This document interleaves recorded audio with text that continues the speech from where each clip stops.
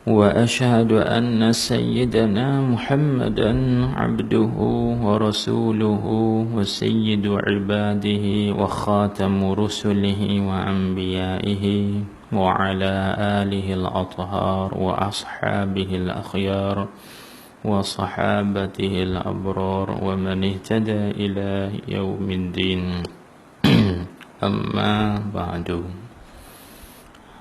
Yang saya muliakan Tuan Haji Arif dan juga saudara Saiful dan juga hadirin hadiran, kalau sekiranya ada di dalam majlis ini para ustaz, ustazah, guru-guru dan juga orang yang mempunyai jawatan-jawatan kedudukan yang tertentu, yang tak mampu saya nak menyebutkan nama tiap-tiap satu tanpa merendahkan kedudukan mereka. Alhamdulillah, bersyukur kita ke hadaran Allah Subhanahu wa ta'ala dengan limpah kurnianya, hidayah, taufiq, daripadanya dapat kita bertemu pada malam ini dalam program ini yang tak lain tak bukan ialah yang pertamanya ialah ziarah, dan yang keduanya kita nak berta'aruf, dan yang ketiganya nak berkongsi maklumat. Mudah-mudahan apa yang kita kongsikan pada malam ini memberi manfaat untuk diri saya, diri tuan-tuan kesemua, muslimin musliman, hadirin hadirat sekalian.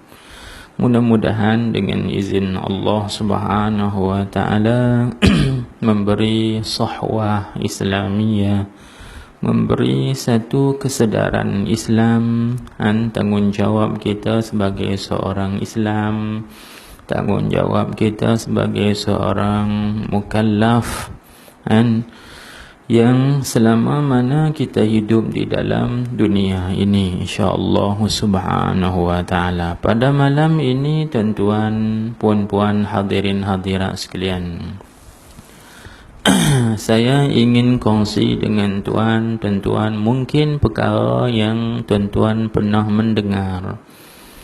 Ada juga mungkin tidak pernah mendengar. Kalau yang pernah mendengar itu kita jadikan dia sebagai perkongsian. Kalau yang belum dengar itu kita jadikan dia sebagai pertambahan. InsyaAllah Subhanahu wa ta'ala. Kerana walaupun kita pernah mendengar benda yang kita biasa dengar, tetapi mungkin ada penambahan. Kerana itulah Allah Subhanahu wa ta'ala memerintahkan baginda Nabi kita Muhammad sallallahu alaihi wa alihi wasallam dengan firman-Nya, wa qul rabbi zidni ilma. Artinya, dan katakanlah olehmu wahai Muhammad Rasulullah, ya Tuhanku, tambahikanlah kepada aku ilmu. Tuan-tuan, cuba kita perhatikan, sedangkan Nabi kita Muhammad sallallahu alaihi wa alihi wasallam itu ialah manusia yang mengumpulkan ilmu al-awwalin dan juga wal akhirin. Manusia yang menghimpunkan ilmu-ilmu generasi yang terawal, orang-orang yang dahulu, dan juga manusia yang mengumpulkan ilmu generasi yang terakhir, artinya orang-orang yang di belakang ini. Itu pun Allah Subhanahu wa ta'ala menyuruhnya agar minta petambahkan lagi ilmu. Rabbi zidni ilma.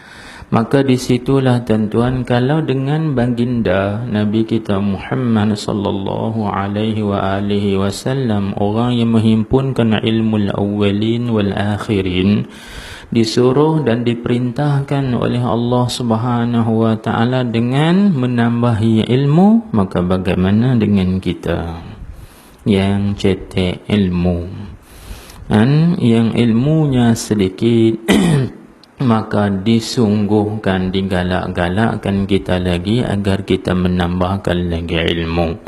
Jangan kita berasa memadai dan jangan kita berasa mencukupi dengan ilmu yang kita perolehi, kerana disebutkan di dalam hadis Nabi sallallahu alaihi wa alihi wasallam, disebutkan dalam kitab Al-Fatawa Al-Hadithiyah bagi Syekh Ibnu Hajar Al-Haytami, satu hadis yang berbunyi, man qala ana alimun fahuwa jahilun. Sesiapa yang berkata aku alim dah, maka orang yang berkata itu sebenarnya itulah orang yang jahil. Itulah titik tolak ataupun mabda', orang panggil titik permulaan kejahilannya, bila dia merasai dia sudah berilmu ataupun dia sudah cukup dengan ilmu dia. Tuan-tuan, puan-puan, hadirin hadirat yang dikasihi sekalian, maka pada malam ini saya nak memperingatkan pada diri saya sendiri dan juga tuan-tuan kesemua tentang satu perkara, iaitu perjanjian kita dengan Allah Subhanahu wa ta'ala. Itu yang pertama. Dan yang kedua, bila mana kita hidup di dalam dunia ini, tuan-tuan, apakah perkara yang paling penting bagi setiap insan bila mana dia hidup di dalam dunia ini? Yang pertama sekali, perjanjian kita dengan Allah Subhanahu wa ta'ala. Kita pernah berjanji, maka perjanjian kita ni ada dua. Satu, perjanjian kita ketika mana kita berada di dalam alam arwah ataupun alam zar, iaitu Allah berfirman, wa iz akhadha rabbuka min bani adama min zuhurihim wa ashhadahum ala anfusihim alastu bi rabbikum qalu bala syahidna. Allah Subhanahu wa ta'ala berfirman, ingatlah ketika mana Tuhanmu mengambil perjanjian dengan kita kesemua anak-anak Adam, cucu cicit, orang panggil Nabi Allah Adam alaihi salam. Iaitu ketika mana Allah Subhanahu wa ta'ala bertanya kepada kita kesemua, alastu bi rabbikum, bukankah aku ini Tuhan kamu? Qalu, kesemua kita menjawab, tuan-tuan, dengan kata bala, bahkan syahidna, kami bersaksi. Jadi di situ, tuan-tuan, cuba kita bincang sedikit. Cuba kita bincang sedikit. Kenapa? Yang pertama sekali, kita manusia menjawab dengan bala. Sekiranya dan seandainya kalau kita tengok di dalam huruf hijaiyah, yang alif bermulanya, yang akhirnya adalah ya, kenapa tak disebut alif dahulu tetapi disebut ba dahulu? Bala. Di sinilah bila ditanya apakah huruf yang mula-mula sekali kita manusia ataupun roh kita manusia ini bertutur dengan dia, iaitu huruf ba, bukan dengan huruf alif, tapi huruf ba. Itu huruf yang mula-mula sekali kita manusia bertutur, iaitu huruf ba. Ketika Tuhan tanya, alastu bi rabbikum, qalu, semua mereka jawab dengan bala, dengan huruf ba. Kenapa, tuan-tuan, tidak dimulakan dengan huruf yang lain sepada huruf ba, serupa macam dengan huruf alif? Kerana sifat alif ini, tuan-tuan, dia ada 3 sifat. Sifat alif ni, sifat dia ialah tarafu', suka meninggi, mengangkatkan diri. Sifat alif ni ialah di antaranya ialah takabbur, sifat ego. Sebab tu alif ni dia tak pernah tunduk. Cuba kita tengok huruf alif semua bercacak, orang Kedah panggil bercacak atas. Siapa majangan tiang pagar ataupun panggil turih kayu. Tak tahu nak tawaduk. Tetapi sebaliknya cuba tuan-tuan lihat kepada huruf ba. Ba itu hurufnya bawah, kan, merendah diri. Jadi di situ cuba kita perhatikan tuan-tuan, ketika mana Tuhan tanya kepada kita, alastu bi rabbikum, kita semua jawab bala. Berarti tuan-tuan, pada masa alam arwah ataupun alam zar, kita kesemua ini telah mengenal Allah Subhanahu wa ta'ala. Kita kesemua ini telah mengenal Allah Subhanahu wa ta'ala. Dengan erti kata yang lain, kita tak terhijab daripada Tuhan, tak terdinding daripada Allah Subhanahu wa ta'ala. Dengan dalil dan bukti, bila Tuhan tanya alastu bi rabbikum, terus kita jawab qalu, dengan segera, dengan pantas. Adakah, bukankah aku ini Tuhan kamu?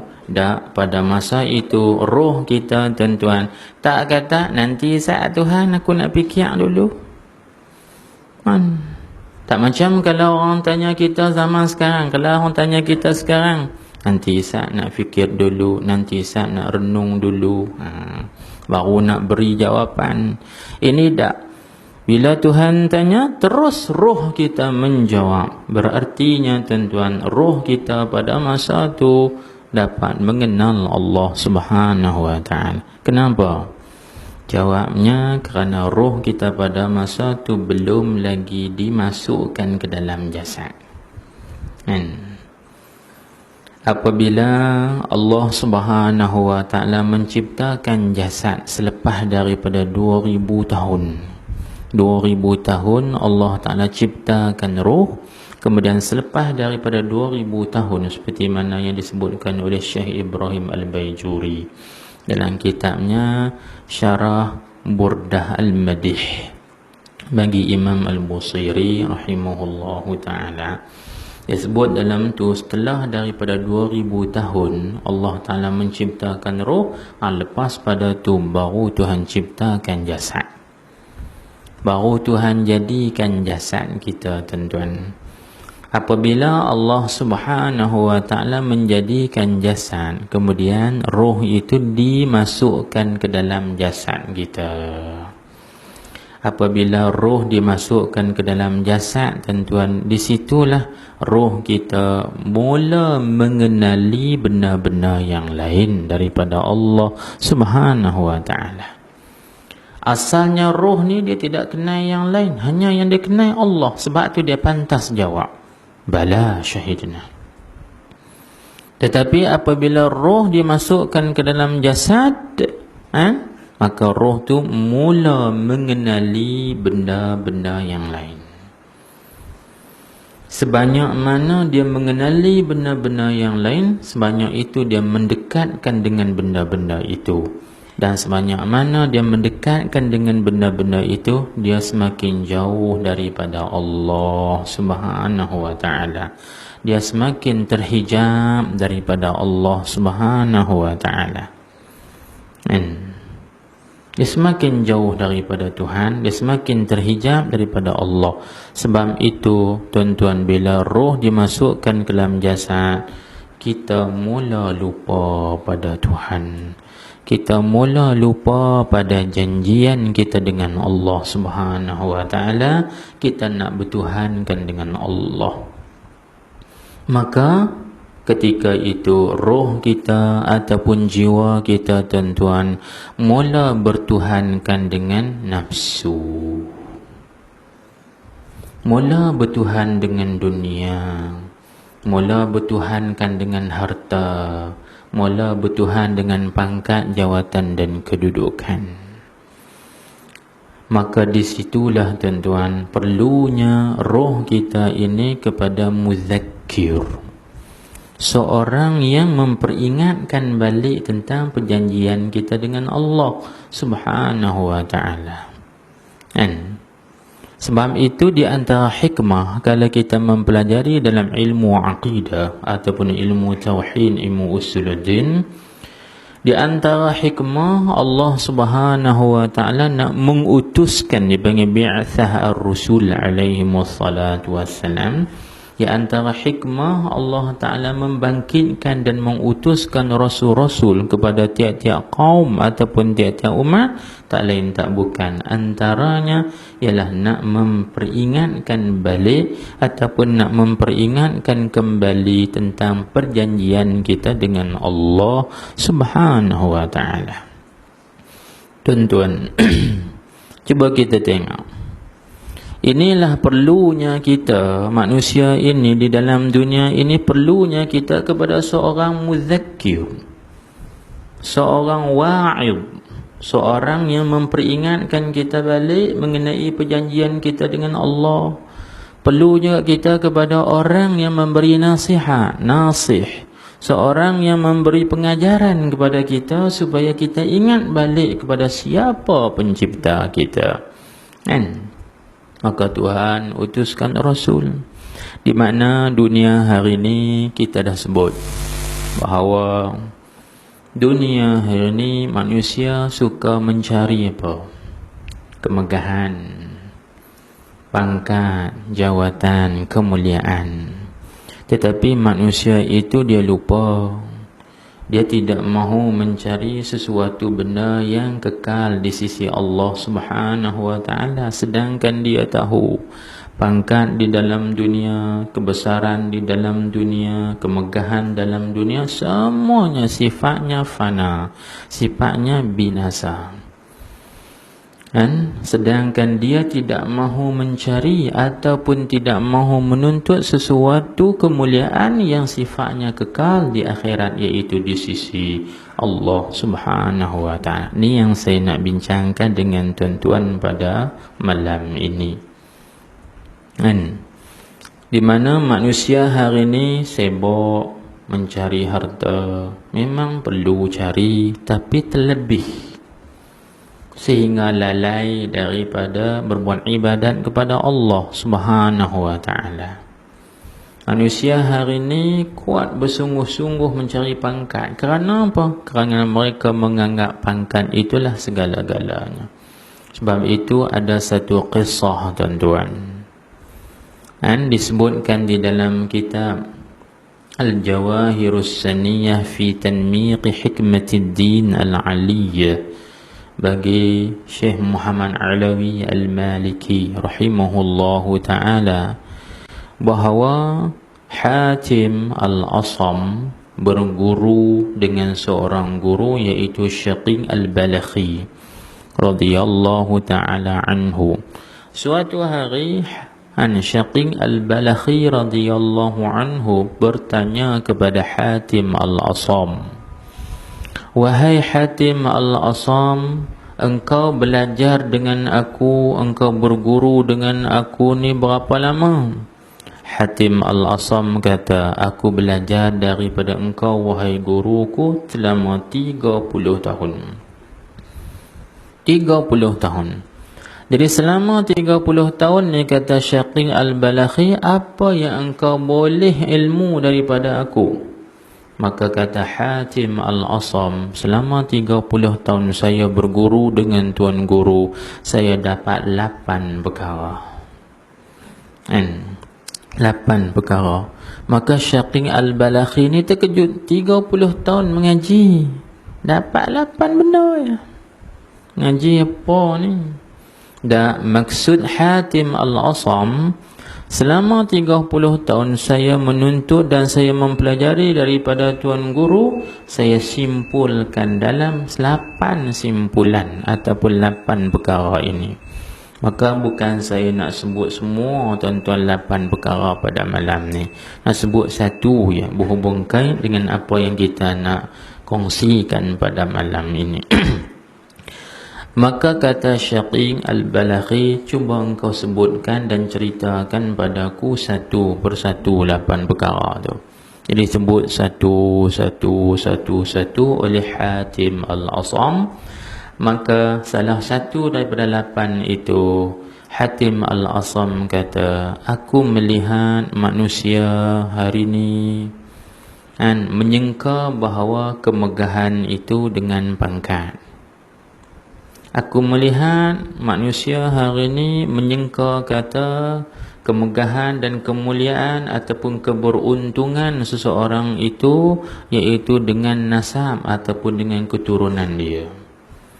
Ada sebahagian manusia menyangka kata kemuliaan ataupun kemegahan itu ialah dengan sebab dia ini orang kaya ataupun orang yang berpengaruh, orang yang banyak harta dan seumpamanya.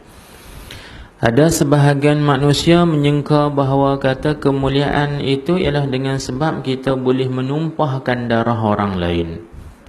Boleh tumbuk, tendang, terajang dan seumpamanya. Ada sebahagian manusia menganggap bahawa kemegahan itu dapat kita menjerkah ataupun mengherdik, menghina orang lain. Maka dia kata Syaqi Al-Balakhi, kata Hatim Al-Asam, maka kesemua sangkaan manusia itu salah. Kerana aku melihat di dalam Al-Quran dan aku mengetahui Al-Quran itu benar, iaitu dalam satu ayat firman Allah Subhanahu wa ta'ala, inna akramakum indallahi atqakum. Sesungguhnya orang yang paling mulia di antara kamu di sisi Allah ialah orang yang paling bertakwa di antara kamu. Cuba tuan-tuan tengok, Allah Ta'ala meletakkan kemuliaan tu pada apa? Taqwa.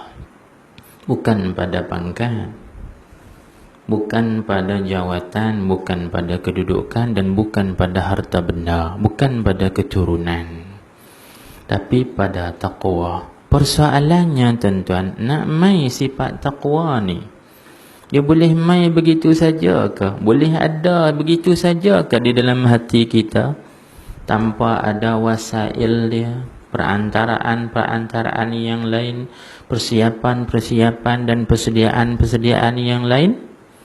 Tuan-tuan, takwa adalah hasil daripada kita kenal Tuhan.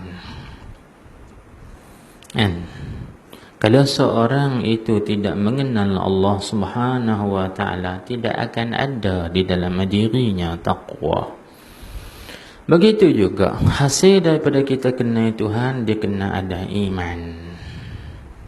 Kalau seorang itu tidak ada iman, tidak ada kepercayaan, macam mana dia nak kenal Allah Subhanahu wa ta'ala? Begitu juga seorang itu tidak akan hadir ataupun tidak akan ada di dalam dirinya taqwa kalau dia tidak mengenal Allah Subhanahu wa ta'ala. Inilah yang kita nak kongsikan pada malam ini dengan tuan-tuan. Baik. Jadi taqwa ini tuan-tuan, kalau kita pelajari dalam satu kitab, dia panggil yang disebutkan oleh ulama kita, kitab Hidayatul Azkiya ila Tariqil Awliya, karangan bagi Syekh Zainuddin Al-Malibari Al-Ma'bari rahimahullahu ta'ala. Dia kata apa? Miftahu, orang panggil apa? Taqwal ilah miftah kulli sa'adah. Bertakwa kepada Allah Subhanahu wa ta'ala itu ialah anak kunci bagi tiap-tiap keberuntungan. Jadi tuan-tuan, kalau tuan-tuan nak beruntung di dunia dan di akhirat, anak kuncinya takwa. Kalau kita nak jadi orang yang berjaya dunia akhirat, anak kuncinya takwa. Kalau kita nak jadi orang yang mulia di dunia dan di akhirat, yakni di sisi Allah Subhanahu wa ta'ala, anak kuncinya takwa. Kalau kita nak jadi orang yang cemerlang, terbilang, gemilang dan seterusnya lagi, apalah katakan, anak kuncinya ialah takwa. Hari ini orang menganggap kemuliaan itu seperti mana kita sebutkan tadi. Maka Hatim Al-Asam kata, maka sangka-sangkaan, dia panggil zununun nas, semua sangkaan manusia itu batilah, kaut ke semuanya. Kerana Al-Quran mengatakan bahawa kemuliaan itu adalah dengan taqwa. Nabi kita Muhammad sallallahu alaihi wa alihi wasallam bersabda, ketika mana seorang sahabat pernah minta wasiat kepada baginda, ya Nabi Allah, awsini, wahai Nabi Allah, pesanlah, wasiatkanlah kepada aku. Maka Nabi sallallahu alaihi wasallam pun bersabda, alaika an bittaqwa fa innahu jima'u kulli khair. Hendaklah engkau melazimkan bertakwa kepada Allah Subhanahu wa ta'ala, kerana dengan takwa itu akan mengumpulkan semua kebajikan dan kebaikan. Masalahnya apa makna takwa? Taqwa ini tuan-tuan, seperti mana disebutkan oleh ulama-ulama kita, ialah imtithalu an al-awamirillah wajtinabu nawahihi, iaitu menjunjung segala titah perintah Allah dan meninggalkan segala larangan Allah. Tuan-tuan, inilah perjanjian kita juga, termasuk dalam kata bala syahidna yang kita sebut tadi. Bukan setakat bila mana Tuhan tanya kepada kita, alastu bi rabbikum, bukankah aku ini Tuhan kamu? Semua kita jawab bala. Maka terkandung dalam kata bala syahidna itu juga tuan-tuan, kita juga berjanji dengan Allah nak menunaikan segala titah perintah Allah dan juga nak meninggalkan segala larangan-larangan Allah. Ini masuk dalam kata bala syahidna. Dah terkandung dah di dalam tu. Maka kita tanya sekarang, sejauh manakah kita dengan menunaikan segala perintah-perintah Allah? Dan sejauh mana pula kita meninggalkan segala larangan dan tegahan Allah? Cuba kita tanya. Maka jawablah sendiri, kan? Kalau kita kata, Allah, aku dengan segala titah perintah Allah banyak lagi aku tak buat. Pasal apa kita tak buat? Kita cari apa sebab dia. Pasal apa kita tidak buat ke semua titah perintah Allah? Dan pasal apa pula kita sanggup mendurhakai Allah, yakni berbuat maksiat pada Allah? Jawabnya mudah, kan?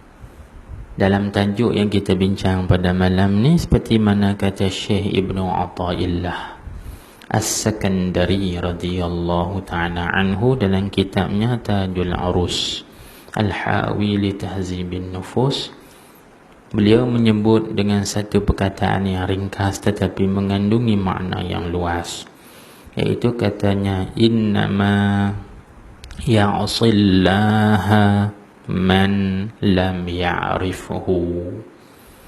Mudah disebut, innama ya'sillaha man lam ya'rifuhu.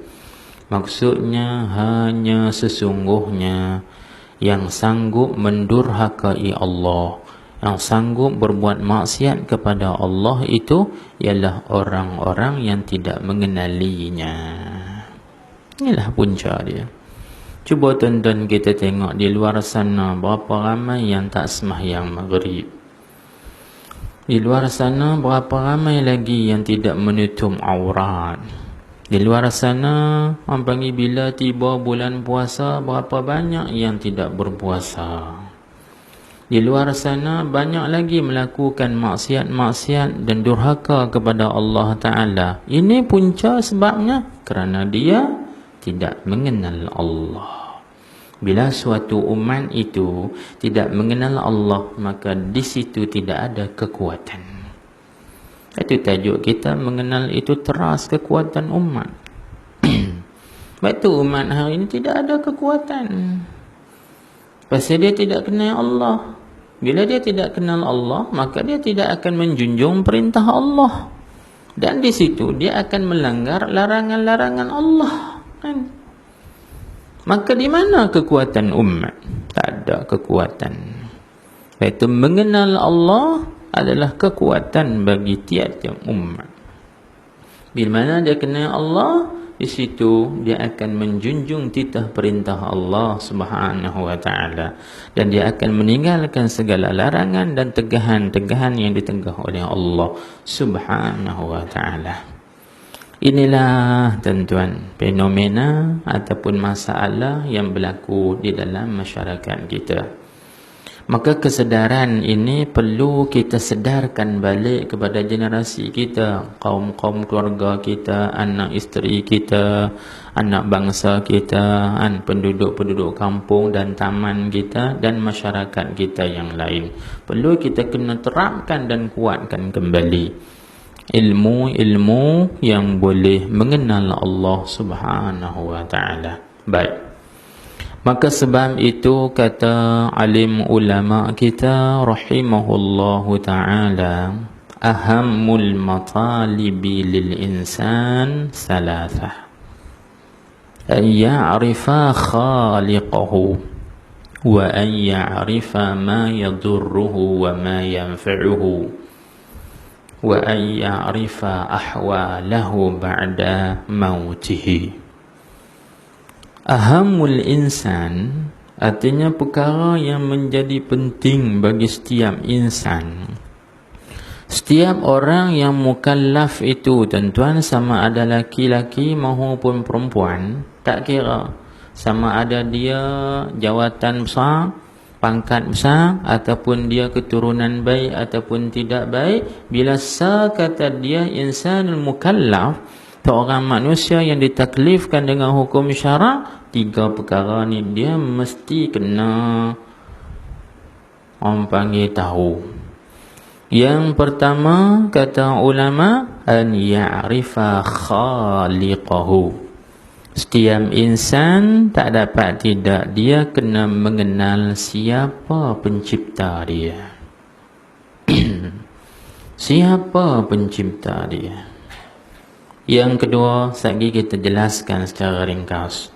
Yang kedua, setiap insan juga mesti dia mengenal pasti apakah perkara yang boleh memberi mudarat ke atas dirinya dan juga apa perkara yang memberi manfaat.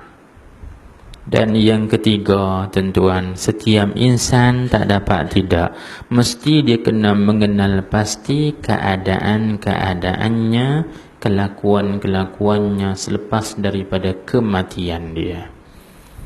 Benar ni kita kena fikir ni. Sebab kita datang daripada tak ada kepada ada. Siapa yang menciptakan kita daripada tak ada kepada ada? Kemudian cuba tuan-tuan tengok orang-orang yang ada dahulu. Adakah dia nak tongkat langit? Tak tongkat langit. Dia mati. Dia akan mati. Bila mati setakat mati saja ya ke tuan-tuan? Tak ada pembalasan, tak ada kebangkitan, tidak ada lagi selepas daripada kematian itu. Perkara-perkara yang besar sedang menunggu kita ke semua. Sedang menunggu kita ke semua, dan kita ke semua akan melalui perkara-perkara tersebut, tidak ada pengecualian. Ini yang perlu kita fikir. Maka saya nak ringkaskan, cuba kita kembali balik kepada yang pertama, bahawa setiap insan ataupun setiap seorang yang bernama mukallaf, tak dapat tidak dia kena mengenal khaliq dia, iaitu kena mengenal pencipta dia. Maka tuan-tuan, bila orang tanya kita, macam mana kita nak kenal pencipta kita? Adakah kita nak mengenal sang pencipta kita, iaitu Allah Subhanahu wa ta'ala, seperti mana kita mengenali seseorang? Jangan tuan-tuan, malam ni saya tak kenal tuan-tuan, malam ni baru kita kenal. Begitu juga tuan-tuan tidak mengenali saya, malam ni kita baru kenal sikit-sikit. Adakah kenal dengan makna begitu? Yang dikehendaki kata ya'rifa khaliqah. Seorang insan mesti mengenal khalik dia, pencipta dia. Baik, kalau orang tanya lagi, kalau kita nak kenal Tuhan, nak kenal macam mana, kita tak pernah tengok Tuhan. Nah, maka di sinilah tuan-tuan yang saya sebutkan tadi, bahawa perlunya kita, tak dapat tidak mestinya kita mempelajari satu ilmu. Dengan ilmu tadi ni kita dapat mengenal siapa Khaliq kita. Di mana hari ni masyarakat tak ambil berat ataupun tidak menghiraukan ilmu makrifat ni. Kan? Manusia hari ni tak ambil berat tentang ilmu usuluddin, ilmu akidah, nak kenal Allah dan juga nak kenal barang-barang yang wajib lagi. Tak peduli. Sebab apa? Sebab diterapkan sedikit demi sedikit dengan ilmu-ilmu yang lain. Disebokkan mereka ini dengan ilmu-ilmu yang lain semata-mata nak menuntut kemegahan dunia. Lepas tu manusia tak ambil berat. Tak semacam dengan orang-orang dahulu. Sebab tu dalam hadis Nabi sallallahu alaihi wasallam, perkara yang paling pertama, yang paling asas, yang paling penting sekali ialah apa? Mengenal Allah Subhanahu wa taala. Sebagaimana disebutkan dalam hadis, awwaluddin ma'rifatullah. Asas agama ataupun perkara yang penting menjadi akar umbi tunjang bagi agama itu, hak mula sekali ialah mengenal Allah Subhanahu wa taala.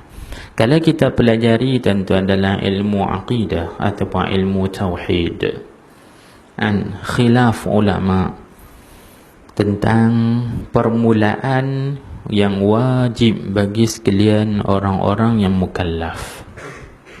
Dia panggil awwalul wajibat ala kulli mukallafin.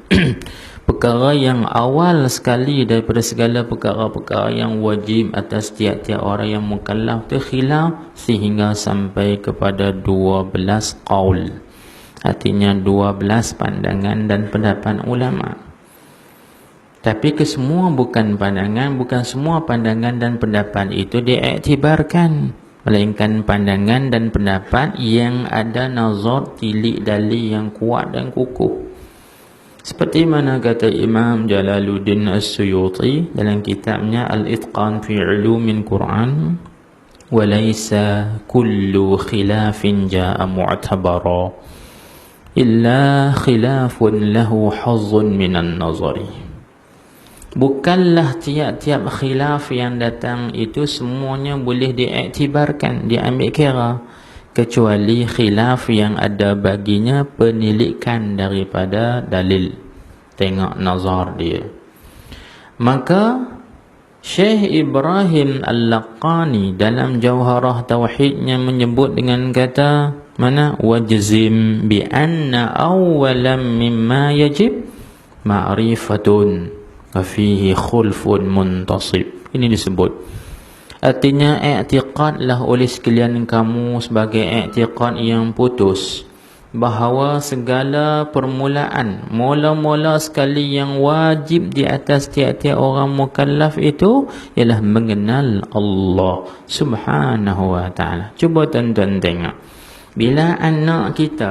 bila anak kita masuk pada usia ataupun umur taklif, dipanggil sannut taklif, anak kita kenal ke tak lagi Allah?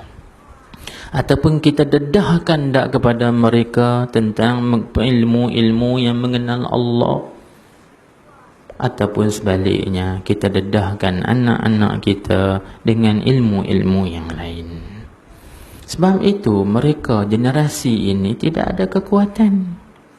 Walaupun mereka bijak dan mahir dan pakar, boleh sampai kepada satu tahap yang tinggi dalam ilmu akademik, tetapi tuan-tuan, bila Allah Subhanahu wa ta'ala uji orang-orang yang macam ni dengan masalah akidah, mereka kalah. Cuba tuan-tuan tengok, masalah kita diuji dengan Rasul Melayu, kan? Kita diuji dengan Rasul Melayu satu ketika, tak berapa lama lah, kan? Tapi cuba tuan-tuan tengok yang mengikut Rasul Melayu ni, siapa dia yang ikut? Golongan-golongan ahli akademik, orang-orang besar, orang-orang yang mempunyai pangkat dan kedudukan, orang-orang yang cerdik dalam bidang dunia. Tapi kenapa mereka boleh ikut Rasul Melayu? Sedangkan tuan-tuan, ada tak kita duk mengaji dalam ilmu akidah Rasul selepas daripada Nabi kita Muhammad sallallahu alaihi wasallam? Sebab apa dia boleh ikut? Sebab akidah dia terlampau rapuh, makrifat dia tidak ada, sebab tu rapuh kan? Kalau makrifatnya kukuh dan juga kemah tentang akidah Ahlus Sunnah wal Jamaah, orang buat mari pialah cerita Rasul Melayu ke, utusan daripada langit ke, wak mailah cerita mana pun dia tak percaya. Sebab apa? Sebab dalam Al-Quran telah memberitahu, ma kana Muhammadun aba ahadin min rijalikum walakin Rasulullah wa khataman nabiyyin. Nabi kita Muhammad itu ialah Nabi yang khataman nabiyyin, penyudah segala nabi-nabi. Dengan makna tidak ada lagi Nabi yang baru nak jadi Nabi selepas daripada wafat Nabi kita Muhammad sallallahu alaihi wasallam. Begitu juga tidak ada lagi Rasul yang baru nak jadi Rasul selepas daripada kewafatan Rasulullah sallallahu alaihi wasallam. Tiba-tiba ada duk mengaku kata Rasul Melayu dan banyak pengikut-pengikut dia. Cuba tuan-tuan lihat, golongan mana yang ikut? Golongan yang tidak ada makrifat kan? Pasal apa? Pasal tak diterapkan makrifat ataupun tak diterapkan ilmu akidah. Mengenal Allah, mengenal kewajipan-kewajipan yang bersangkut dengan Allah dan juga dengan Rasul, dan lain-lainnya lagi rukun iman kan? Cuba kita tengok tuan-tuan, kes ayah bin. Ini kita sebut kes-kes yang lama. Kes yang terkini ataupun yang masyhur bercakap hari ini ialah mana? Kes Syiah. Cuba kita tengok berapa ramai orang kampung kita, anak muda kita, penduduk-penduduk taman kita yang terpedaya dengan puak Syiah. Kenapa? Kerapuhan ini berlaku kerana tidak ada kekuatan. Kerana dia tidak mengenal Allah Subhanahu wa ta'ala. Inilah punca dia. Kita tidak terapkan ilmu akidah yang kukuh. Tergolongan anak-anak muda, bahkan bukan muda, orang tua-tua pun terikut dengan ajaran Syiah dan seumpamanya. Inilah penting tuan-tuan. Habis tu bagaimana kita nak mengenal Allah Subhanahu wa ta'ala? Maka panjang cerita dia. Jalan-jalan kita nak kenal Tuhan ni terlalu banyak. Sebab tu disebutkan oleh ulama at-turuq ila Allah bi'adadi anfasil khalaiq. Jalan-jalan yang boleh menyampaikan kita kepada mengenali Allah Subhanahu wa ta'ala itu banyaknya, terlalu banyak, seperti mana banyaknya nafas-nafas makhluk-makhluk Allah Subhanahu wa ta'ala. Terlalu banyak. Antara perkara yang mudah kita nak kenal Tuhan, tuan-tuan, saya kongsikan sedikit pada malam ini, iaitu mana? Kita tengok diri kita sendiri. Cuba tuan-tuan tengok diri tuan-tuan sendiri. Sebab tu dalam Al-Quran Tuhan sebut wa fi anfusikum afala tubsirun. Tuhan kata, dan pada diri-diri kamu itu, maka apakah kamu tidak melihat? Tuhan tanya, apakah kamu tidak melihat? Dengan makna, kalau kamu lihat dan kamu fikir pada kejadian diri kamu sendiri, maka dengan fikir pada kejadian dan ciptaan kamu itu akan membuahkan, menghasilkan makrifat Allah Subhanahu wa ta'ala. Baik. Sebab itu Nabi sallallahu alaihi wa alihi wasallam bersabda, dalam hadis man arafa nafsahu faqad arafa rabbahu. Oleh kerana rakam ni kita kena terang tentang kedudukan hadis, sebab ada golongan-golongan yang mengatakan ini hadis palsu. Maka kita jawab, memang kita tak nafikan, seperti mana kata Imam As-San'ani, hadis ini hadis maudha' lakin ma'nahu sahih. Hadis ini adalah hadis rekaan, hadis maudha' bagi hadis palsu, tetapi maknanya sah. Maknanya sah.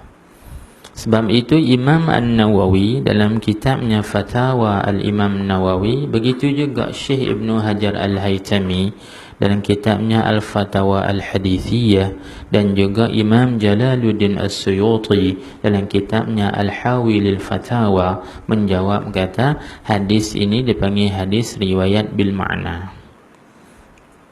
Diriwayatkan dengan makna, iaitu diambil daripada hadis Nabi sallallahu alaihi wasallam, a'rafukum bi nafsihi a'rafukum bi rabbih. Orang yang paling mengenal di antara kamu dengan dirinya, itulah orang yang paling mengenal Tuhan dia. Begitu juga di dalam hadis yang diriwayatkan oleh Imam Al-Mawardi di dalam kitabnya Adabuddin wad Dunya. Ketika mana Sayyidatina Aisyah radhiyallahu anha bertanya kepada Nabi, "Ya Rasulullah, man a'rafun nasi bi rabbih?" Wahai Rasulullah, siapakah orang yang paling mengenal Tuhannya di antara manusia ini?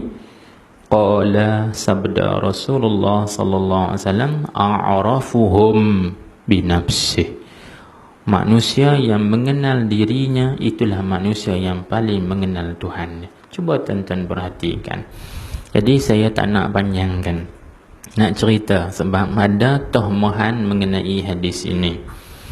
Kalau nak tengok kedudukan hadis ini, tuan-tuan boleh buka dalam kitab Kashful Khafa wa Muzilul Ilbas bagi Imam Ajluni meriwayatkan. Dan boleh buka kitab-kitab yang saya sebutkan tadi. Kedatangan bukan nak bincang tentang hadis, tapi kita sambil menyambil menyebut. Sagi kot ada orang mempertikaikan tentang kedudukan dia. Baik, tapi kalau mengikut Syekh Muhammad Alawi Al-Maliki, dia kata hadis tadi itu masuk di dalam makna ayat Al-Quran, awa fi anfusikum afala tubsirun.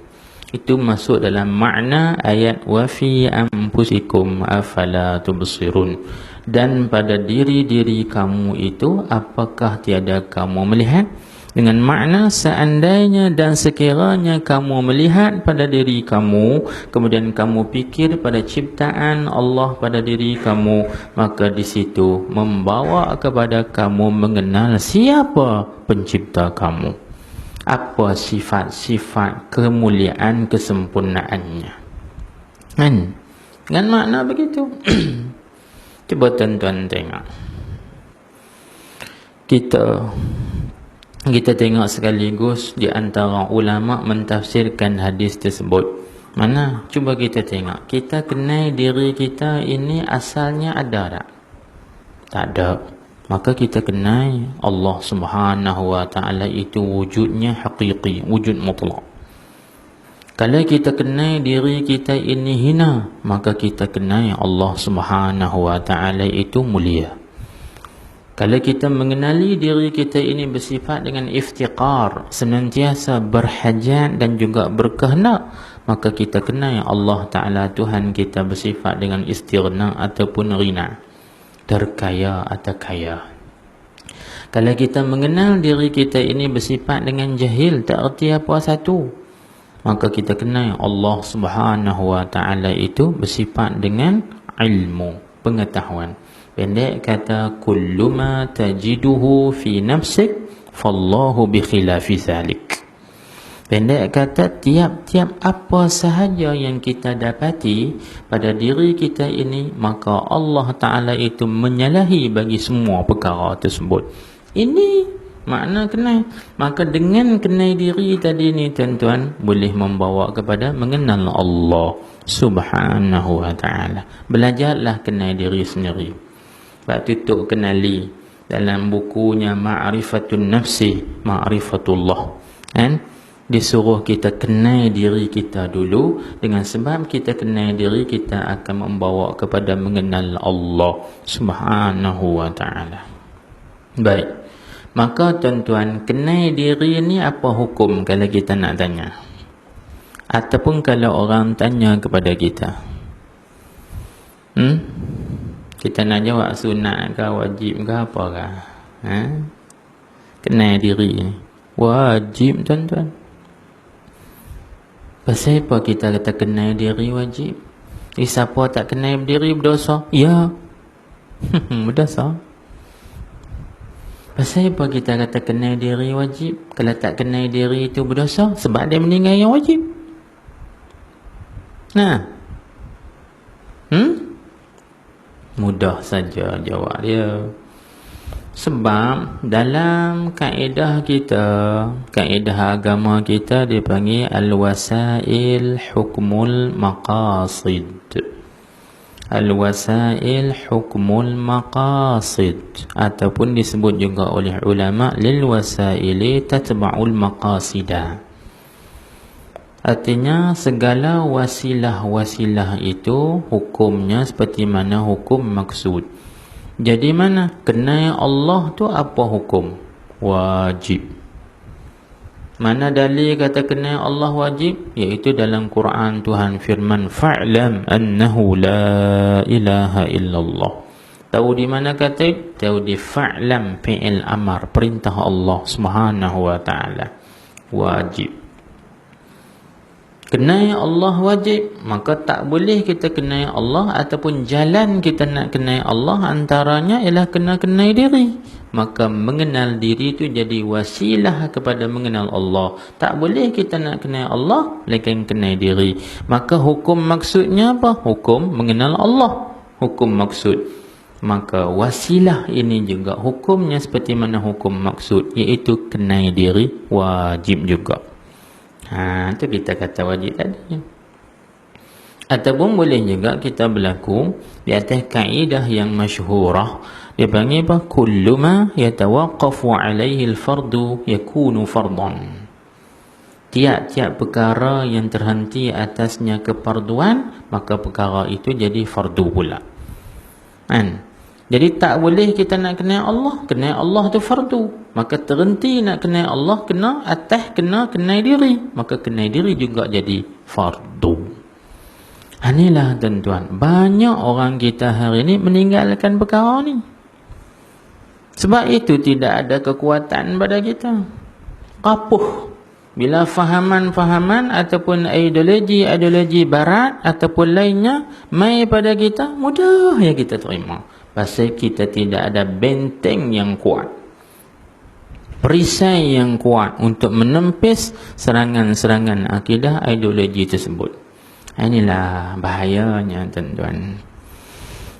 Kesedaran yang saya sebutkan tadi, sahwah Islamiyah, kesedaran Islam itu perlu ada kepada kita. Ini satu cara. Yang kedua tuan-tuan, cara kita nak kenal Allah Subhanahu wa ta'ala, iaitu dengan kita banyak berfikir. Dalam Quran Allah Subhanahu wa ta'ala suruh kita berfikir. Mana tengok Tuhan kata, Tuhan berfirman dalam Quran, Qul inzuru maza fis samawati wa ma fil ard. Allah Subhanahu wa ta'ala perintahkan baginda Nabi kita Muhammad sallallahu alaihi wasallam, Qul, katakan olehmu wahai Muhammad Rasulullah, unzuru madza fis samawati wa ma fil ard. Tiliklah, renunglah, fikirlah oleh sekalian kamu apa yang ada di dalam 7 lapis langit dan juga 7 lapis bumi. Cuba tuan-tuan renungkan rahsia ayat ini. Allah Ta'ala kata qul inzuru madza fis samawati wa ma fil ard. Tiliklah apa yang ada dalam 7 tala langit dan 7 tala bumi. Apa yang ada. Tuhan tak kata qul inzurus samawati wal arda. Tiliklah kamu akan langit dan bumi. Pasal apa? Apa perbezaan? Rahsia di sebalik firman Tuhan. Unzuru maza, dengan beza unzurus samawati wal arda. Tiliklah kepada langit dengan tiliklah kepada apa yang ada dalam langit. Ada beza tak dua tu? Di segi bahasa pun ada perbezaan, kalau gitu di segi makna pun ada perbezaan. Tuhan kata qul inzuru maza fis sama', apa yang ada dalam langit. Tuan-tuan, hikmahnya, rahsianya begini. Kalau Tuhan kata tengoklah langit dan bumi, maknanya dia suruh kita tengok jirim langit dan jirim bumi. Maka kita mendapati langit itu adalah satu jirim yang besar, bumi jirim yang besar. Itu saja. Tetapi tuan-tuan, Tuhan suruh kita tengok apa yang ada di dalam langit dan bumi. Tengok yang tu. Bila kita tengok yang tu, tuan-tuan, akan menghasilkan ma'rifah, kenal Allah, iaitu mana apa yang ada di dalam langit daripada ciptaan-ciptaan Allah, itu menunjukkan kata kekuasaan Allah, keteguhan, kesempurnaan sifat-sifat Allah Subhanahu wa ta'ala, dan juga keesaan Tuhan, dan kesempurnaan ilmu Allah, qudrat Allah Subhanahu wa ta'ala. Cuba tuan-tuan tengok, langit yang duduk di atas kepala kita bukan selapis, bukan 2 lapis, tapi 7 lapis.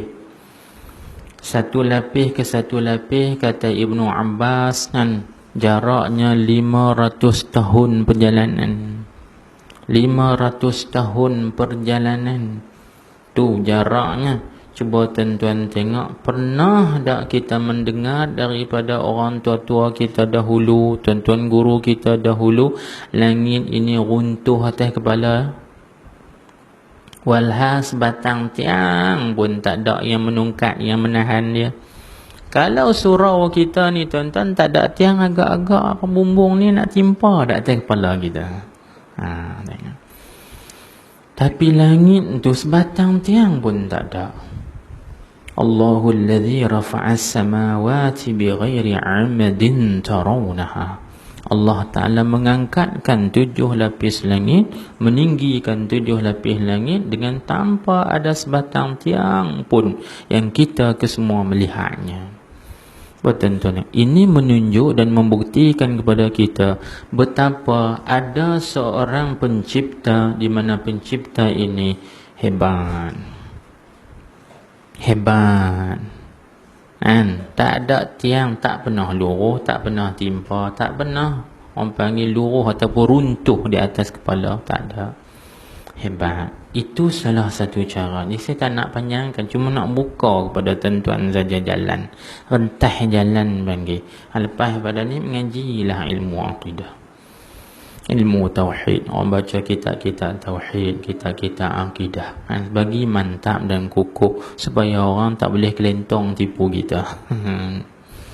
Antara perkara yang boleh mengenai lagi kita dengan Allah, senang ya tuan-tuan, banyak sangat, iaitu kita menghampirkan diri dan mendekatkanlah diri dengan orang-orang yang mengenal Allah.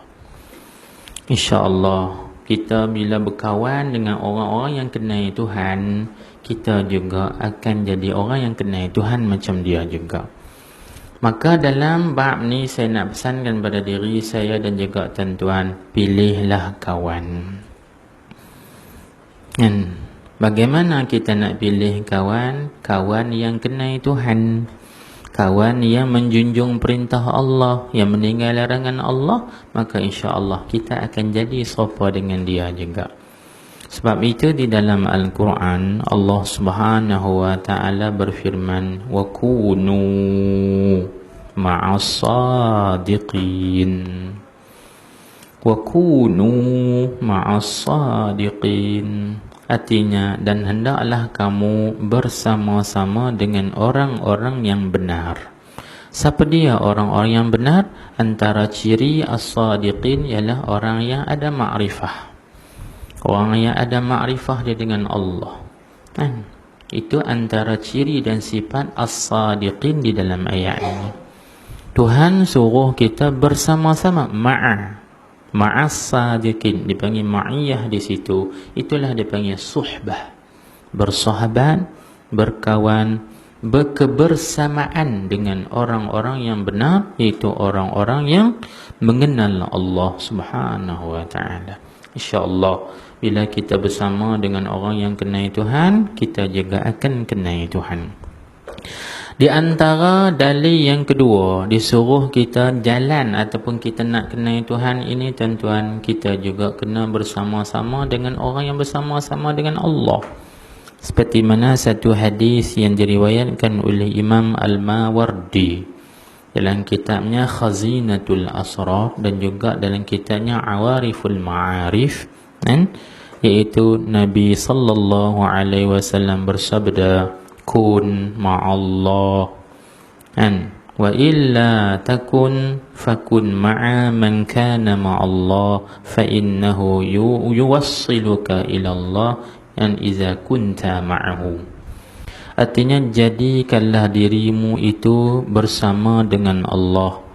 Kalau kamu orang yang bukan bersama dengan Allah, maka jadi bersahabatlah kamu dengan orang yang bersama-sama dengan Allah. Kerana bersahabat dan berkawan dengan orang-orang yang bersama dengan Allah itu akan menyampaikan kamu kepada Allah apabila kamu bersama dengan dia. Inilah tuan-tuan suhbatul ulama, mujalasah as-salihin, duduk bersama dengan orang-orang salih. InsyaAllah kita akan dapat mengenali Allah, kuat hati kita dengan Allah. Dalam hadis yang lain, Nabi juga bersabda, ta'allamul yaqina bimujalasati ahlil yaqin. Belajarlah oleh sekalian kamu akan pengertian yaqin yang sebenar-benarnya, iaitu mana? Dengan kamu mujalasah, iaitu dengan kamu bersekedudukan di dalam majlis orang-orang yang yaqin. Tuan-tuan, kalau kita nak belajar erti kesabaran, kita kena belajar daripada orang yang sabar, baru kita dapat kesabaran. Kalau kita nak belajar erti tawakul, kita kena belajar daripada orang yang bertawakul, baru kita akan dapat tawakal. Begitu juga benda-benda yang lain. Tuan-tuan, kalau nak belajar ilmu pertukangan, tiba-tiba tuan-tuan pergi duduk dengan orang nelayan, dapat tak ilmu pertukangan? Tak dapat. Dapat nelayan cara nak apa orang panggil nak memukat ikan sajalah. Sebab apa? Sebab kita cari ilmu kepada orang yang bukan ahli. Maka kita tidak akan dapat ketulinan dan juga keaslian ilmu tersebut. Tak dapat. Itu isyarat daripada Nabi. Kalau kamu nak belajar yaqin, kamu kena duduk dengan orang-orang yang yaqin, baru kamu akan dapat keyakinan. Ini diantaranya. Sebab itu juga tuan-tuan, Imam Ahmad bin Hanbal, Imam mazhab Hanbali, rahimahullahu ta'ala wa radiya anhu, berpesan kepada anaknya Abdullah dengan katanya, ya bunayya jalisil ya bunayya alayka bimujalasati haula'il qaum fa innahum alaika bimujalasati haula'il qaum. Artinya kamu kena mulazamah, bersedudukan dengan haula'il qaum. Haula'il qaum ni maksudnya golongan-golongan ulama ataupun golongan-golongan orang yang ahlul yakin ataupun orang-orang yang mempunyai makrifat dengan Allah Subhanahu wa taala. Pasal apa? Fa innahum zadu 'alaika al-ilma wa 'uluwal himma wal khasyah. kerana mereka itu menambahkan kepada engkau pengetahuan dan juga takut pada Allah Subhanahu wa taala, dan juga mereka akan menambahkan kepada engkau tingginya himmah, cita-cita. Cuba tengok tuan-tuan, banyak lagi perkataan yang lain.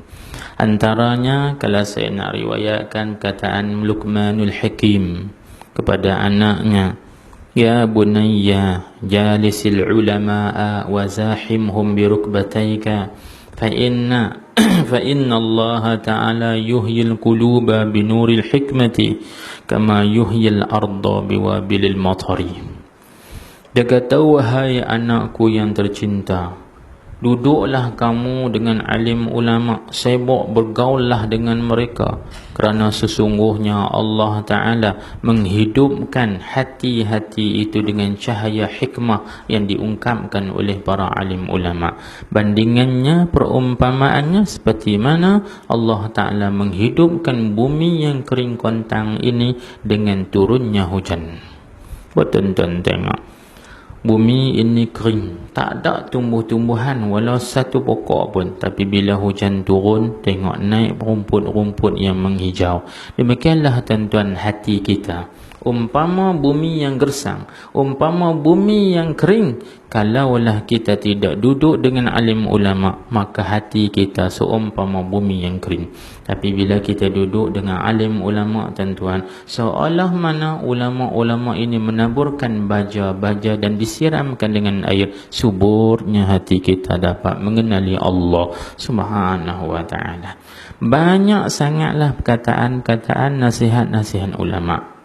Dan yang terakhir tuan-tuan, dalam bab yang pertama yang saya sebutkan tadi, setiap insan yang penting sekali dia mengenal Allah, mengenal pencipta dia, iaitu bagaimana kita nak kenal pencipta. Senang saja, iaitu mendekatilah, mempelajarilah tuan-tuan ilmu-ilmu makrifat ini daripada alim ulama yang mengenal Allah, yang mereka juga mempelajari daripada orang-orang yang mengenal Allah. Begitu juga berterusan berpanjangan sehingga sampai kepada Rasulullah sallallahu alaihi wa alihi wasallam. Baik, saya tak nak panjangkan. Yang kedua, kan kita sebut tadi 3.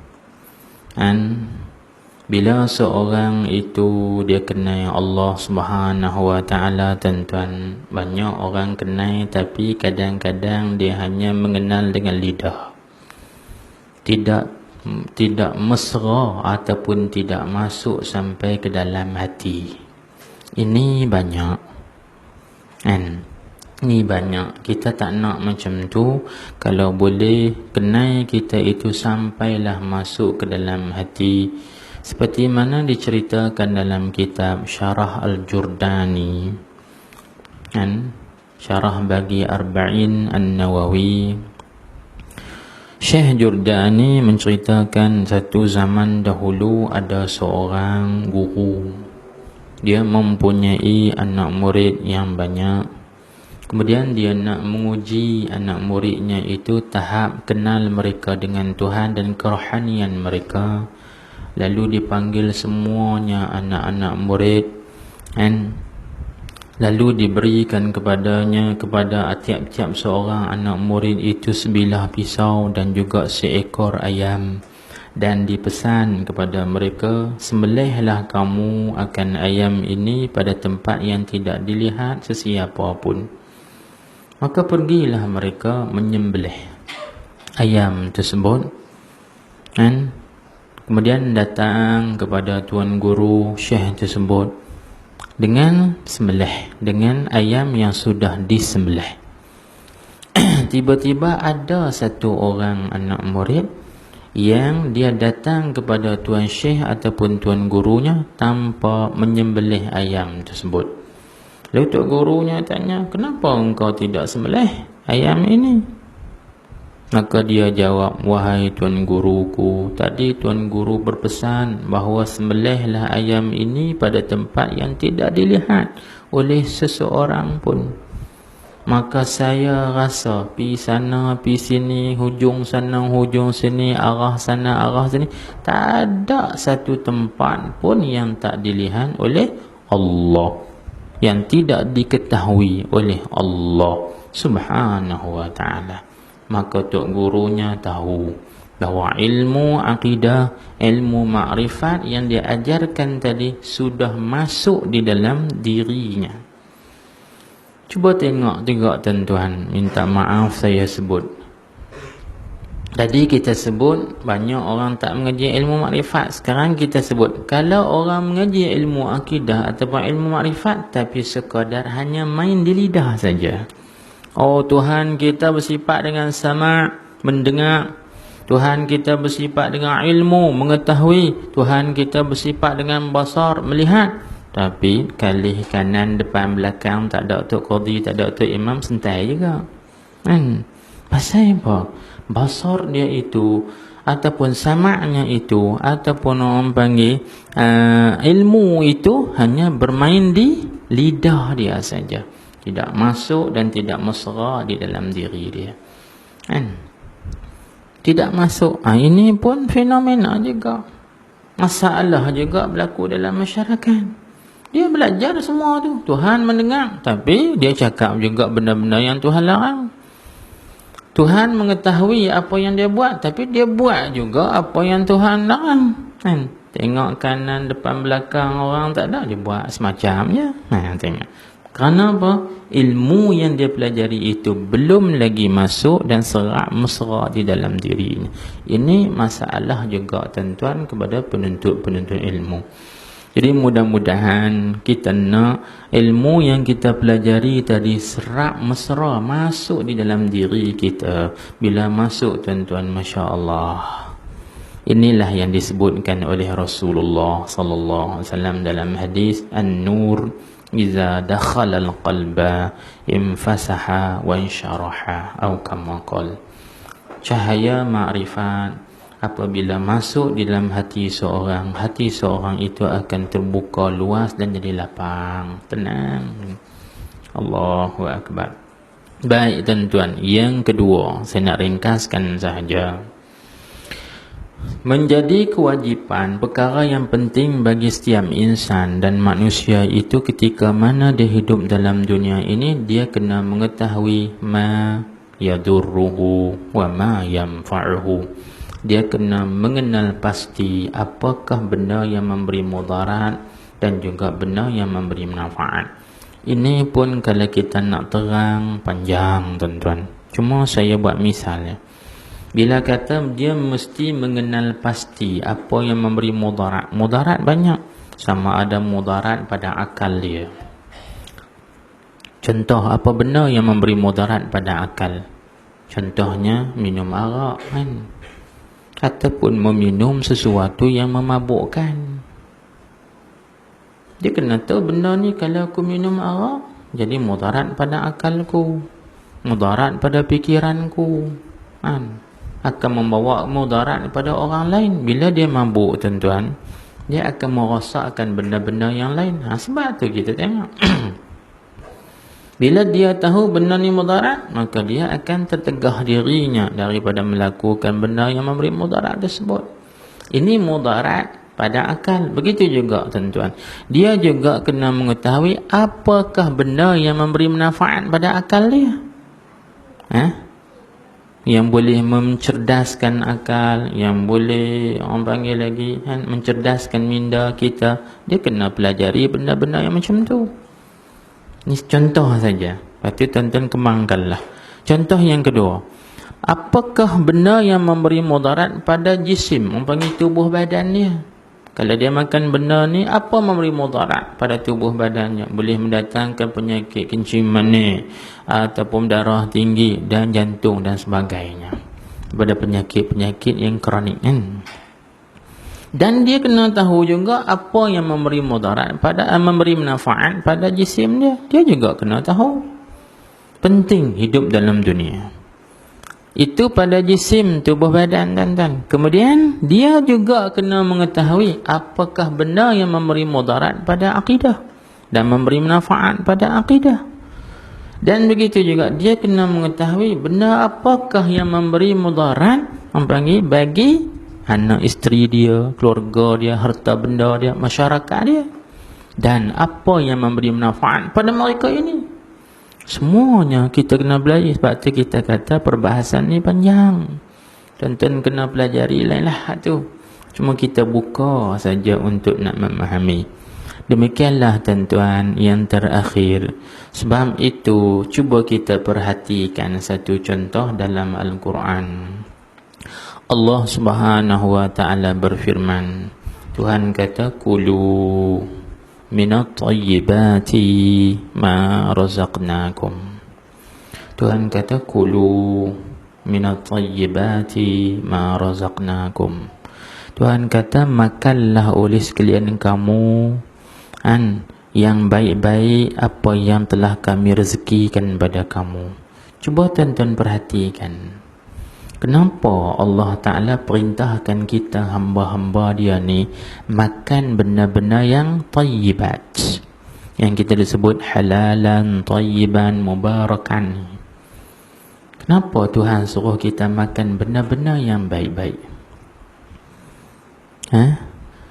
Cuba tuan-tuan fikir. Allah Subhanahu wa taala dia tidak suruh sesuatu, melainkan apa yang ia suruh tu hak baik. Begitu juga Allah Ta'ala tidak tegah kita daripada sesuatu, melainkan apa yang Tuhan tegah itu ada mudarat dia, ada mudarat dia.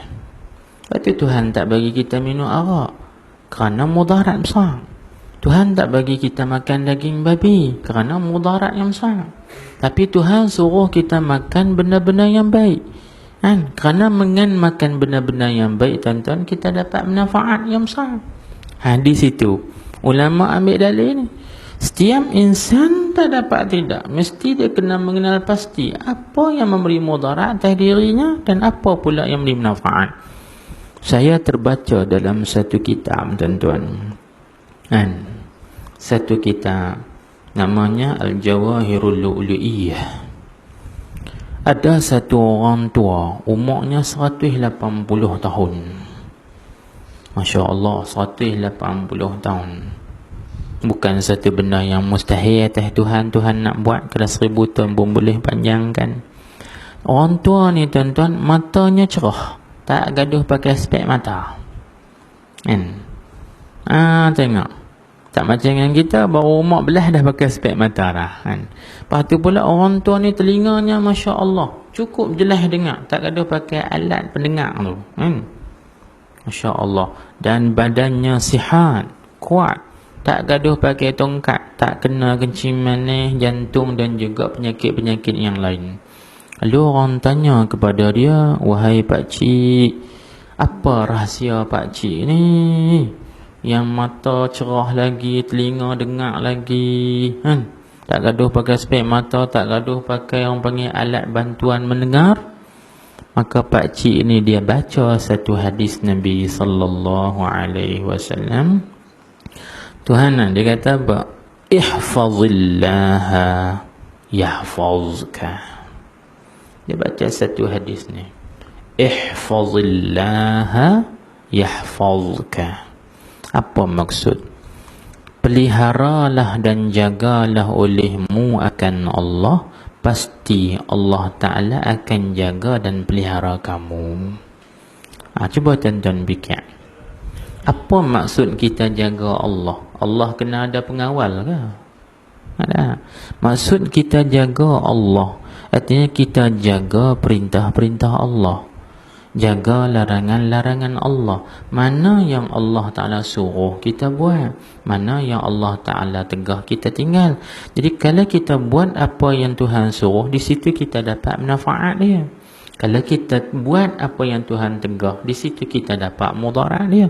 Maka pakcik ni, tuan-tuan, dia jaga apa yang Tuhan suruh buat, dia buat ke semua. Makan ke, minum ke, pakaian, semua dia jaga. Sebab tu mata dia boleh terang, Tuhan jaga dia. Telinga dia boleh dengar jelas, sebab Tuhan jaga dia. Kita hari ni pasal kita tak jaga makanan. Sebab itu saya juga terbaca dalam kitab Hasyiatus Sittin Masalah. Satu perkataan orang panggil kibar tabi'in, iaitu Hasan Al-Basri min kibari tabi'in menyebut dalam kata-kata dia kata law wajadtu raghifan min halalin la ahraqtuhu wa daqqaqtuhu wa dawaitu bihil marda. Kalaulah aku memperolehi sekeping roti, law wajadtu raghifan min halal, kalau aku dapat sekeping roti di mana roti itu sumbernya bahan-bahannya halal, roti itu dibuat daripada sumber dan bahan-bahannya yang halal, aku akan bakar roti ini, kemudian aku tumbuk-tumbukkan dia sehingga jadi hancur, kemudian aku jadikan dia ubat untuk mengubati semua orang sakit. Nah, cerita kata apa tuan-tuan? Benda halal dia mendatangkan manfaat, jadi ubat kepada kita orang yang sakit. Tapi kenapa hari ini kita makan roti kita sakit? Inilah sumber tu. Itu Tuhan suruh kulu minat tayyibati ma razaqnakum. Kita makan makanan hari ni semua sakit, jadi kanser, jadi itu, jadi ini. Pasal apa? Sumber dan bahan-bahan kita tak pelihara dan kita tak jaga. Sebab apa? Sebab kita tak tahu ma yadurruhu wa ma yanfa'u. Kita tidak dapat mengenal pasti hak mana mudarat, hak mana manfaat. Tapi kalau kita kenal pasti, insya-Allah kita sihat. Tengok Nabi kita Muhammad, pernahkah kena sakit kenciman ni? Para sahabat, ada tak kita dengar mati sakit jantung? Pernah tak kita dengar ada yang mati yang panggil sakit darah tinggi? Tak ada. Penyakit-penyakit yang ada di zaman sekarang tak ada zaman dulu. Kerana apa? Ni mereka menjaga perintah Allah. Mereka tahu mana yang mudarat, mana yang manfaat. Jadi saya ringkaskan, menjadi kewajipan di atas kita tiap-tiap insan hidup dalam dunia kena mengetahui ma yadurruhu wa ma yanfa'u. Yang ketiga, ini kita ringkaskan sahaja. Setelah daripada kita hidup dalam dunia ni tuan-tuan, kita kena tahu juga, mengenal pasti juga keadaan dan kelakuan kita selepas daripada mati. Sebab kita mati akan dibangkitkan daripada kubur. Bila dibangkitkan pada kubur, Masya Allah, tang kubur tu pun Allahu Akbar. Sebelum daripada kita mati tuan-tuan, ambil berat benda ni, ambil penting benda ni. Yang pertama, bila seorang itu dia mati, maklum mati itu penghujung. Kalau mati dalam baik, alhamdulillah, itu yang kita nak. Dan mati yang tak baik, na'udzubillah, itu kita tak nak. Kalau mati dalam baik, Masya Allah, tak apalah bila masuk di dalam alam kubur, roh kita dikembalikan balik sekadar jasad kita, sehingga boleh menjawab soal mungkar nakir dalam kubur. Cuba tuan-tuan perhatikan yang ini. Mungkar nakir, dia bertanya kepada tiap-tiap orang yang mati. Dia ada tanya tak pada kita? Ni kita buat misal, tak kenal dengan siapa-siapa. Hei Mamat, anak berapa orang? Dia ada tanya gitu tak dalam kubur? Hei Mamat, bini berapa? Dia tak tanya. Hei Mamat, sijil ada berapa keping? Hang dapat berapa pingat? Hang dapat berapa jawatan? Berapa pangkat? Ada tak malaikat tanya dalam kubur semua tu? Dia tak tanya tuan-tuan. Dia tak tanya kita hidup dalam dunia ni dapat pangkat SDK ke MA ke apa semua tu. Nama-nama huruf-huruf di belakang dia tak sebut semua tu. Tetapi Yang malaikat tanya kepada kita, yang pertama sekali, man rabbuka, siapa Tuhanmu? Ini bersangkut dengan akidah ni. Itu soalan yang pertama, man rabbuka, siapa Tuhanmu? Kalau kita hidup dalam dunia ni tak ambil berat dan tak hirau tentang ni, agak-agak kita nak jawab ke? Boleh jawab ke tak? Allahu Akbar. Cuba tuan-tuan tengok, kita confident tak boleh jawab Allahu Rabbi? Tuan-tuan yang nak jawab tu bukan lidah, tapi roh kita yang mengenal Allah. Kalau roh kita kenal Tuhan, alhamdulillah boleh jawab. Kalau tak kenal, Allahu Akbar. Lagi di antara soalan yang dia akan tanya, wa man nabiyyuka, siapa pula nabimu? Kalau kita hidup dalam dunia ni, kita tidak pernah ambil berat dan tak pernah menghiraukan Nabi Muhammad ni siapa, sifat-sifat dia, akhlak-akhlak dia macam mana. Kita lebih kenal Syahrukh Khan lagi daripada Nabi Muhammad sallallahu alaihi wasallam. Boleh cerita Syahrukh Khan ni makan apa, makan berapa, dengan pirin apa, dengan pinggan, boleh cerita habis detail satu persatu. Tapi bila kita cerita Nabi kita makan lagu mana, habis tak tahu. Allahu Akbar. Maka soalan ini tuan-tuan berterusan, berpanjangan, bukan sekali, dua, tiga. Disebutkan dalam kitab-kitab agama kita, Aqidah Ahlussunnah wal Jamaah. Soalan itu berpanjangan, berterusan sampai seminggu. Ada riwayat kata sampai 40 hari. Tanya. Kalau hak tak boleh jawab, kalau boleh jawab, selesai daripada jawab, maka malaikat kata nam kanaumil arus, tidurlah kamu seperti mana tidurnya pengantin baru. Tu hak boleh jawab. Tak apa. Sebab itu Sayyiduna Uthman ibn Affan radhiyallahu ta'ala anhu, bila mana dia pergi menziarahi kubur, tuan-tuan, dia menangis, teriak. Yang mata meramu ni sampai basah habis janggut dia. Sahabat yang melihat hal tersebut, lalu sahabat ni bertanya, ya Amirul Mu'minin, wahai Amirul Mu'minin, kenapa engkau menangis bila mana engkau menziarahi kubur, tapi engkau tidak menangis bila diceritakan tentang nikmat syurga, dan juga bila mana diceritakan tentang azab neraka? Sayyidina Uthman jawab, kata, ama sami'tum qawla Rasulillah sallallahu alaihi wasallam, innal qabra awwalu manzilin min manazilil akhirah, fama naja minhu sahibuhu fama ba'dahu aisaru, wa ma naja wa ma lam yanju minhu sahibuhu fama ba'dahu asyaddu. Sayyidina Uthman kata, kamu tak dengar ke Rasulullah sallallahu alaihi wasallam bersabda, sesungguhnya kubur itu adalah perhentian yang pertama daripada perhentian-perhentian akhirat. Tuan-tuan, kita nak pergi akhirat tu, dia ada berapa perhentian dia. Macam yang kita nak pergi Kuala Lumpur, ada berapa RNR dia, kan? Tak apalah hak tu dunia, tak kena soal jawab apa. Di akhirat tu dia banyak perhentian dia, kan? Perhentian yang pertama sekali ialah kubur. Maka kata Rasulullah sallallahu alaihi wasallam, siapa-siapa yang lepas daripada perhentian yang pertama ni, maka perhentian yang berikutnya lebih mudah. Tetapi siapa-siapa yang tak lepas daripada kubur ni, maka hak yang berikutnya lebih dahsyat dan lebih susah.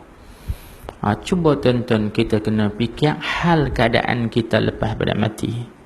Bukan kita mati nak jadi tanah, kita nak dibangkitkan semula, nak ditanya, nak disoal jawabkan di dalam kubur, kan? Kita kena ambil berat benda ni. Tak dapat tidak, kena usaha belajar. untuk nak mencari jawapan man rabbuka wa man nabiyyuka wa man imamuka wa ma qiblatuka. Semua akan disoalkan. Apa kiblat kamu, apa ikutan kamu, siapa saudara kamu, kan?